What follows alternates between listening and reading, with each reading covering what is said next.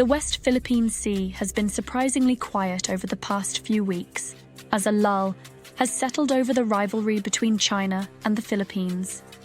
The Chinese and Philippine governments did report an uneventful Philippine resupply operation to the BPS Sierra Madre at the Second Thomas Shoal. The Philippines and China are still honoring an agreement that the Philippines will notify China in advance when they conduct a resupply operation in their own exclusive economic zone. And in return, the Chinese will let the mission proceed with the stipulation that it will not deliver construction supplies to the Sierra Madre. The apparent reduction in tensions, for which China is the instigator of the clashes, is not due to a change in policy, but to China not wanting its aggressive activity to overshadow their presence at the East Asia and ASEAN summits. The 19th East Asia Summit took place last week, October 6th to the 11th, in Vientiane, Laos.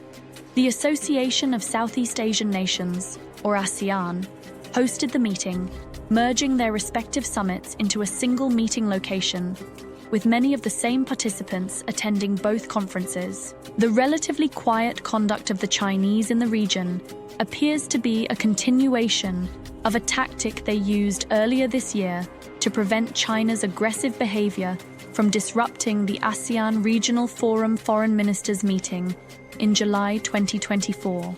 Prior to the July meeting, the Chinese negotiated an agreement with the Philippines to quiet tensions in the Second Thomas Shoal after its Coast Guard attacked and captured Philippine sailors attempting to resupply the Sierra Madre. China negotiated the agreement prior to the July meeting as a diplomatic maneuver to prevent its aggressive activities in the South China Sea from becoming the primary topic of discussion. Prior to this summit, China had taken similar measures, but there was an incident with Vietnam in the South China Sea, where China's Coast Guard seized a Vietnamese fishing boat and physically assaulted the crew with iron rods. The summit brought together many regional rivals, as it included officials from the United States, led by Secretary of State Antony Blinken, Russia led by Foreign Minister Sergei Lavrov, China led by Premier Li Qiang, India led by Prime Minister Narendra Modi, and the Philippines, led by President Ferdinand Marcos Jr. Chinese Premier Li Qiang apparently came prepared with a number of economic initiatives to flex its power in the region, which included lifting the final sanctions against Australia and upgrading a number of trade deals within the region.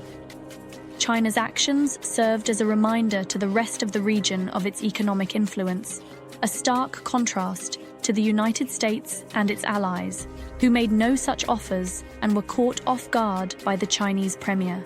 China quietly emphasized that it was offering the region its version of prosperity, while the US and its allies were spending their energies creating a patchwork of alliances that, in the Chinese self-serving view, was promoting militarism and instability in the region.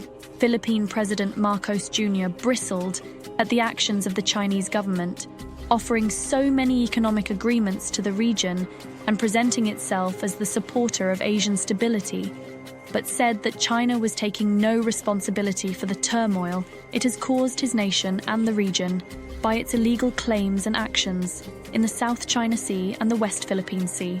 President Marco challenged Premier Li's actions when he addressed reporters, asserting that one cannot separate economic cooperation from political security. This was a clear reference to the Chinese premier's practice of offering economic gifts to the region without addressing the underlying security concerns.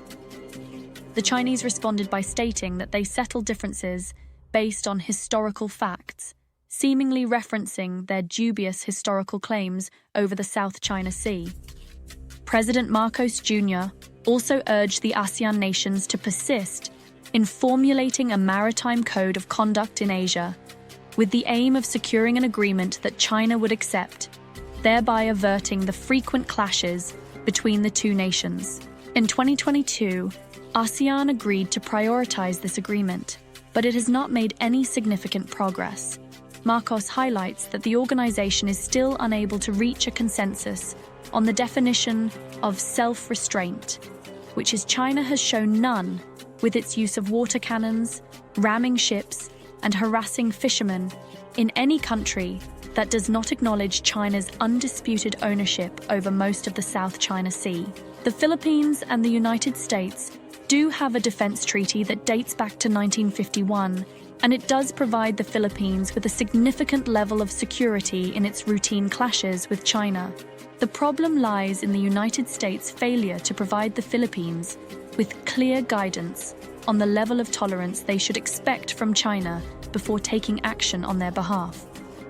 China has received a signal from the US that the US and the Philippines will not invoke the treaty unless Chinese actions in the South China Sea result in the death of a Philippine serviceman, and only if the confrontations do not involve the Chinese Navy or plan. The problem with the US imposing such conditions is that it establishes boundaries for Chinese behavior and enhances China's ability to employ gray zone tactics through their maritime militia. The Chinese are aware that they can employ any strategy against the Philippines, as long as it follows the broad US outline without provoking a response from the US. The US has made the Chinese clearly aware of the boundaries of their action before risking a war, so they are willing to push the limit, knowing they have the advantage as long as they do not cross over the boundaries stated by the United States. This gives the option to the Chinese to act as aggressively as it chooses, within the defined boundaries, to maintain continuous pressure on the Philippines to make the electorate weary and be willing to elect a new government that is more amiable to China. The US did not do any favors to the Philippines by clearly defining what would trigger an invocation of the defense treaty. The US should have relied on strategic ambiguity to determine what would trigger a US response, acted more aggressively diplomatically to warn China of their actions, and operated more assertively militarily alongside Philippine forces operating in the West Philippine Sea to raise the risk of China being too forceful toward the Philippines. President Marcos Jr. correctly identified China's strategy of buying goodwill, which politically serves as a stabilizing force argument for China.